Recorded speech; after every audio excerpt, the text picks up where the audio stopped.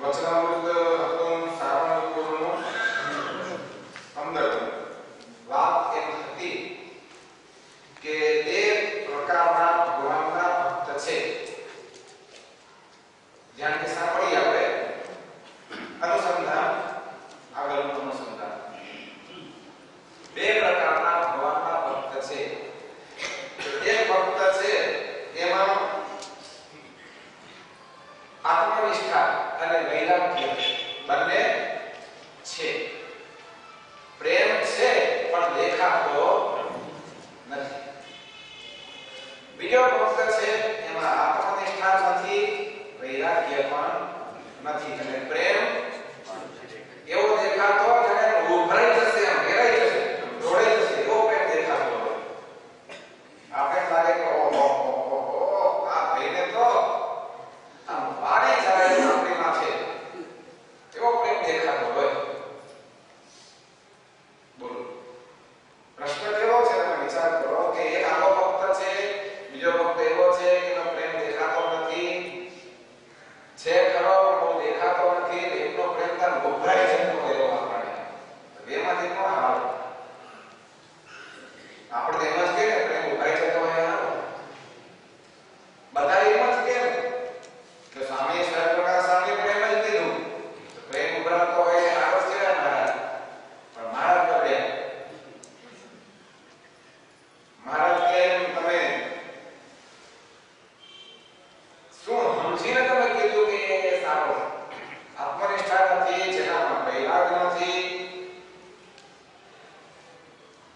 અને છતાં તમે કહો છો કે સારો. ત્યારે સ્વામી થોડીક જેને કહેવાય કે સામે જવાબ સુધી આપ્યો કે જેનો પ્રેમ ઓસરી જાય છે, જેનો પ્રેમ પછી બીજે ફંટાઈ જાય છે, એવા પ્રેમની અમે વાત કરતા નથી. સ્વામી કહે છે અમે તો એવા પ્રેમની વાત કરીએ છીએ કે ગોપીઓ જેવા જે હોય. સ્વામીના જવાબમાં શ્રીજી મહારાજે શું ખામી કાઢી ખ્યાલ આવ્યો તમને? સ્વામીએ કીધું કે ગોપીઓના જેવા પ્રેમ હોય ને એની અમે વાત કરીએ છીએ. ત્યારે સ્વામીની વાતમાં એવી એક બાબત શ્રીજી મહારાજને જણાવી કે સ્વયંપ્રકાશ સ્વામી એમ કહેવા માંગે છે કે ગોપીઓમાં આત્મનિષ્ઠા અને વૈરાગ્ય નહોતા, ખાલી પ્રેમ હતો એવું સાબિત કરું છું સ્વયંપ્રકાશ સ્વામીની વાત ઉપરથી. એટલે પાછી શ્રીજી મહારાજે સ્વામીની એ વાત ઉપરથી ભગવાને ફરીથી પાછી સ્પષ્ટતા કરી, એને ખાસ નોંધ લીધી અને સ્વયંપ્રકાશ સ્વામીને કહે છે કે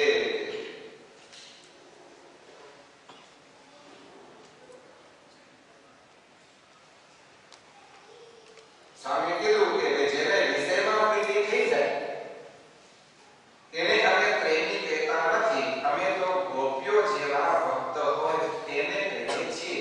આવું સ્વયંપ્રકાશ સ્વામીએ કીધું. એટલે પછી શ્રીજી મહારાજ બોલ્યા છે, અહીં બાકી હતું.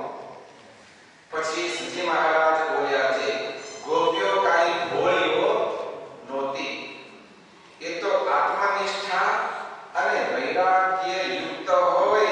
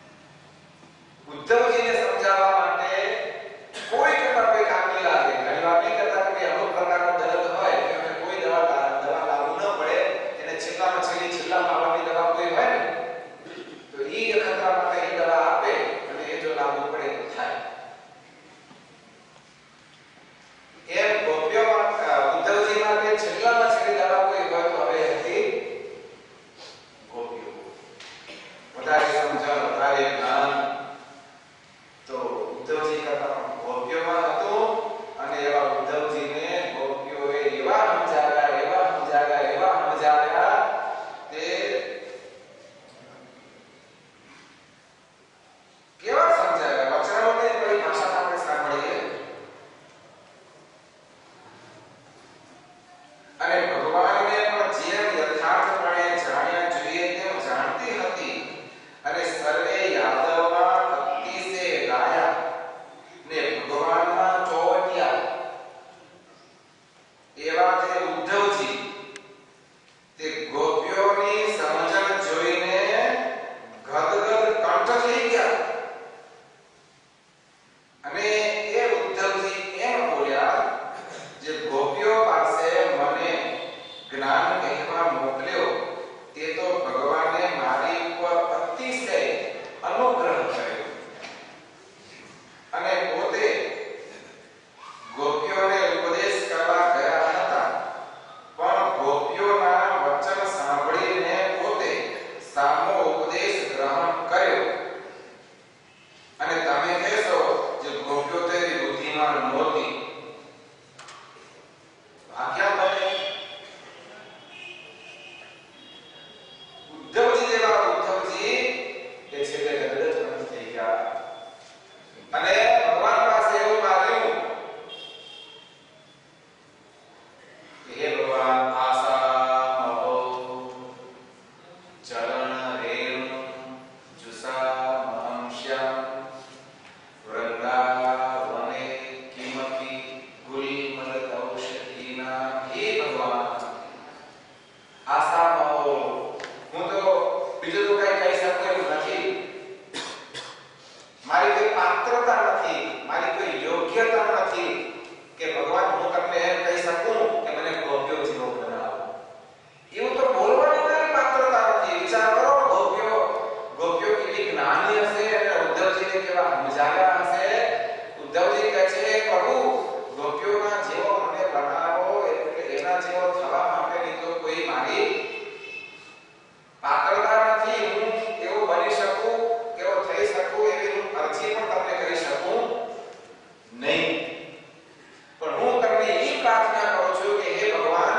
તમે મને આ વૃંદાવનની ધરતી ઉપર ઘાસ રૂપે જન્મ આપજો તો હું ઘાસ થઈને ઉગી નીકળું અને મારી ઉપર આ ગોપીઓના પગ પડે ને તો મારી જિંદગીને ધન્ય માનીશ આ ગોપીઓની કેવી સમજણ કે કેવું જ્ઞાન હશે એની જ્ઞાનની આગળ ઉદ્ધવજી એ ઓગળી જાય છે ગદગદ કંઠ થઈ જાય છે એવી ગોપીઓને કોઈ એમ કહે કે ભાઈ ગોપીઓમાં બુદ્ધિ નહોતી ગોપીઓમાં સમજણ નહોતી એ તો ખાલી ગામડાની સબૂત જે કહેવાય ના તો એવી હતી તો સ્વામિનારાયણ ભગવાન પણ એ ચલાવી લે એમ નથી સ્વામિનારાયણ ભગવાન કહે છે ગોપીઓને જેવી તેવી સમજતા નહીં પણ ગોપીઓમાં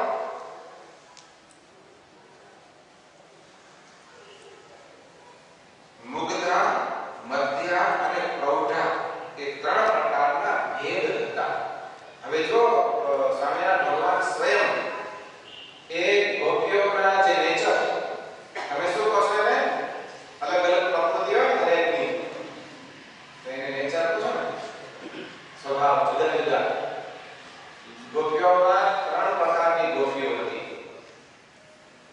બરાબર સમજો ને આપણે કયા પ્રકારની ગોપી છીએ એટલે ખબર પડે ને આપણી હોય તો કયા ત્રણ પ્રકાર મુગ્ધા મધ્યા અને પ્રૌઢા ત્રણ પ્રકારના ભેદ હતા એમાં મુગ્ધાનું એવું લક્ષણ છે એમાં નંબર એટલે કે મુગ્ધા એનું લક્ષણ એવું છે કે એક તો ભગવાન ઉપર ધોખો ગણો કરે એટલે હા ગુસ્સો કરે હા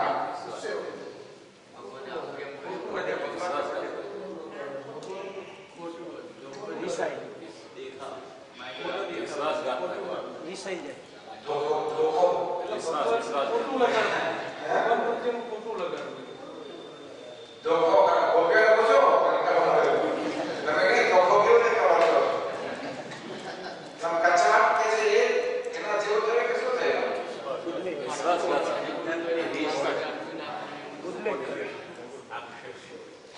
ધોખો કરે એમ કીધું ધોકો મારે. વિશ્વાસઘાત કોને કરવું ધોખો એ આમ તો આપણો ગુજરાતી શબ્દ છે પણ તમે બધા સમજો છો કે બધા ખ્યાલ કરે નથી હપ્તે જે સમજાઈ નથી શકતા મારે એવું છે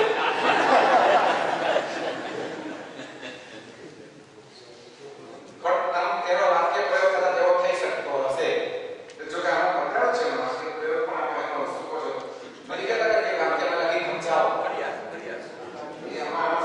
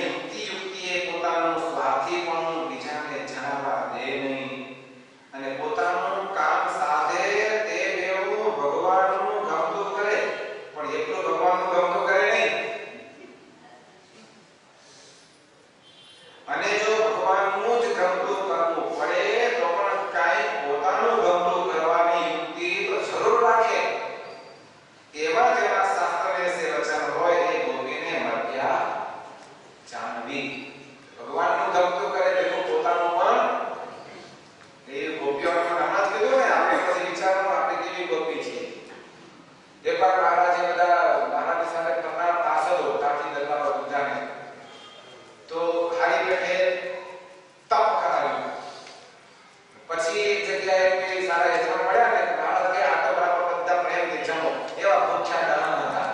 મારા પ્રેમને જમો જેને ભૂઈ જવું છે જવું જ નહીં કે અને દૂધ ભાત નાકે બરાબર જે યજમાનોને જમાડ્યા પ્રેમથી જમાડ્યા જેવા જમી રહ્યા ને એવા તરત મહારાજે હાલો અત્યારે ઉપડવું છે.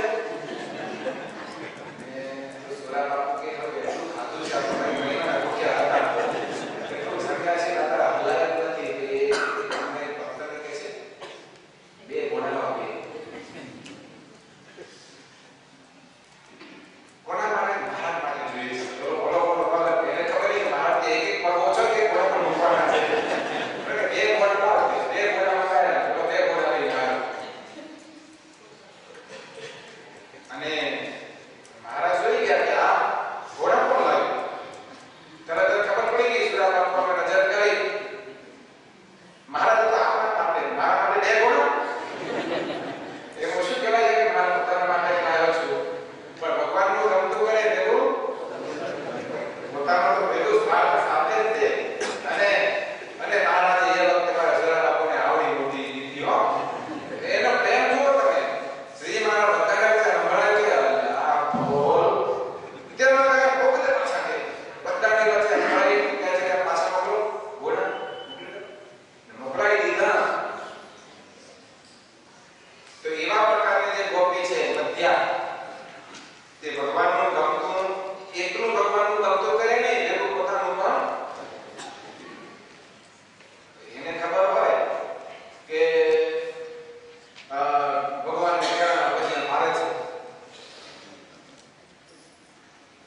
પણ ગોટા પણ ગરમ ગરમ ભગવાન સ્વીકારે છે એને ગમતું જ છે તે સ્વીકારે છે. પછી તે આઈટમમાંથી એ પસંદગી કોકના ઘરે કહેવાનું તો કઈ કરે ખબર છે એ પોતાનું છે શું કામ પોતાનું ગમતું ભેગું હોય ને એમાં હવે એને કરવાનો પછી નથી ભાવવાનું એમને ભગવાનને એ ભાવે છે તેના ગોટા એ ભાવે છે તો પછી ત્યાં શું કરાયું ગોટા કરાય ભેગું પોતાનું ગમતું તો કરે જ એવી યુક્તિ રાખે એમ બાજુ મહારાજે શબ્દ શું આપણે પોતાનું ગમતું કરવાની યુક્તિ રાખે અમે નામ તો ખબર ન પડે એવી ગોપીને મધ્યા જાણવી. અને જે પ્રૌઢા હોય તો કેવળ ભગવાનના ગમતા પ્રમાણે જ ચાલે અને કોઈ રીતે પોતાના સ્વાર્થને અર્થે યુક્તિ કરે નહીં અને કેવળ ભગવાનને રાજી કરવાની ઈચ્છે અને જે રીતે ભગવાન રાજી થાય તે રીતે જ પોતે રાજી રહે અને પોતાની બરાબરીની જે ગોપીઓ હોય તે ઉપર ઈર્ષ્યા ક્રોધ કરે જ નહીં અને માન મત્સર આદિ સર્વે વિકારનો ત્યાગ કરીને ભગવાનની સેવામાં સાવધાન રહે અને જેને કરીને ભગવાન ખુરાજી થાય તેવું આચરણ તો મન કર્મ વચને કરીને કોઈ કાળે કરે નહીં. એવા જેના શાસ્ત્રમાં વચન હોય તે ગોપીને પ્રૌઢા જાણવી. જે પ્રૌઢા છે ગોપીઓના પ્રેમ લક્ષણા ભક્તિવાળી જે ગોપીઓ એની પ્રકૃતિ એનો એમાં જે ત્રીજો પ્રકાર છે પ્રૌઢા છે. પ્રૌઢા છે એકદમ સંપૂર્ણ જેમ સાગરમાં નદી સમાઈ જાય છે પછી એનું પોતાનું કોઈ અસ્તિત્વ રહેતું નથી કે રાખતી જ નથી નદીઓ કે ભાઈ આ આટલો મારો ભાગ છે. જેમ દૂધમાં સાકર ઓગળી જાય છે પછી એમાં તમને સાકરનું આગવું અસ્તિત્વ દેખાતું નથી એમ જે ત્રીજા પ્રકારની ગોપી છે એ પ્રૌઢા છે અને એ પ્રૌઢા છે એવા પ્રકારની છે કે જે બિલકુલ 100% ભગવાનના ગમતા પ્રમાણે ભગવાન સેજ પણ પુરાજી થાય એવી બાબત. એટલે આગલા બે પ્રકારની ગોપીઓ છે એ પણ ભગવાનથી તો બિલકુલ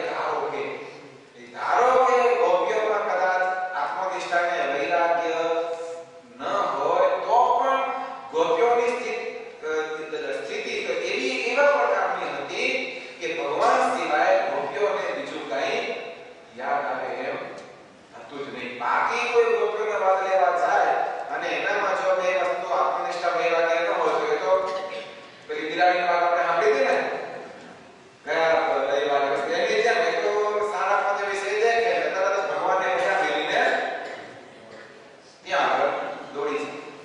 ગોપીઓની બાબતમાં એવું નથી. અને જેમ જો મહારાજે ઉદાહરણ કેટલું મસ્ત મજાનું આપ્યું છે.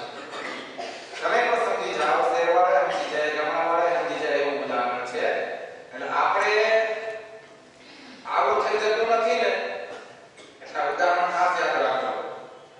જેમ વરસાદ ન વરસ્યો હોય ત્યારે નાના પ્રકારના તૃણના જે બીજ તે પૃથ્વી ઉપર કાંઈ પાસે નહીં. અત્યારે તમે આમ નજર કરો તો કોઈ બીજ દેખાય તમને?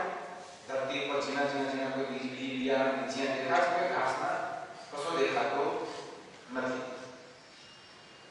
અને જ્યારે વરસાદ વરસે ત્યારે એટલા તૃણ ઉગે જે પૃથ્વી જ દેખાય નહીં. લ્યો, એકે બીજ દેખાતા ન હોય પણ વરસાદ વરસે ત્યારે પૃથ્વી દેખાય નહીં એટલા બધા ઘાસ ઉગી નીકળે છે. એમ જે આત્મનિષ્ઠાને વૈરાગ્ય કરીને રહિત છે તેને જો ભગવાન વિના બીજા કોઈ વિષયના ગાઢ જણાતા નથી, કોને જો લોચો પડી જાય એની પાછળ આત્મનિષ્ઠાને વૈરાગ્ય જેનામાં નથી તો એને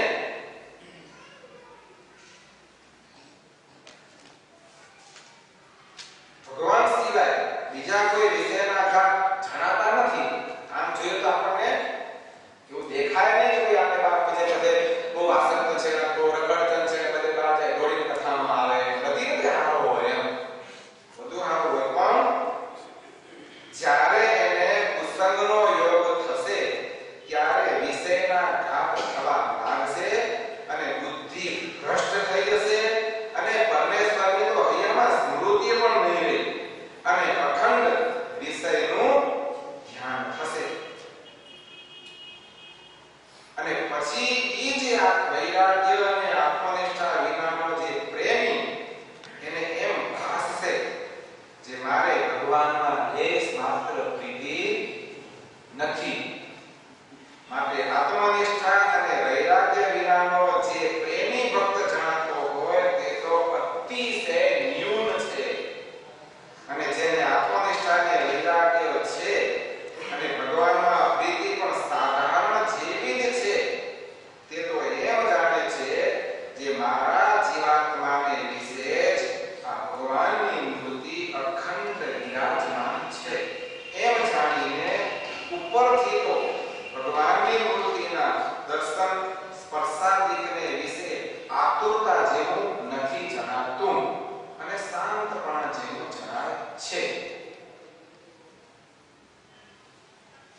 જેનામાં આત્મનિષ્ઠાને વૈરાગ્ય છે તો એ એક વસ્તુ આગળ પણ આપણે સાંભળી ગયા વચનામૃતના એમાં પણ એ વસ્તુ આવે છે. આત્મનિષ્ઠા અને વૈરાગ્ય સાથેનો ભલે જે ભક્ત છે એનામાં બહારથી પ્રેમ દેખાતો ન હોય એ કેવો દેખાય?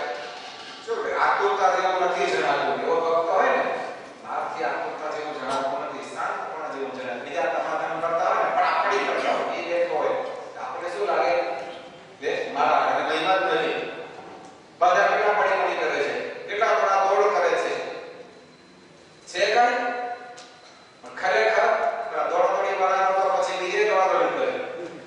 એ લગનમાં જાય પહેલી દોડાદોડી કરી થાય પેલા એને બધું અનુભવ. જ્યારે આત્મનિષ્ઠાને વૈરાગ્ય વાળો ભક્ત છે તમને લાગે શાંતપણા જણાય તો પણ એની પ્રીતિના મૂળ ઊંડા છે. કોઈ કુસંગને યોગ્ય કરીને પણ એની પ્રીતિ ઓછી થાય એવી નથી. માટે એ ભક્ત શ્રેષ્ઠ છે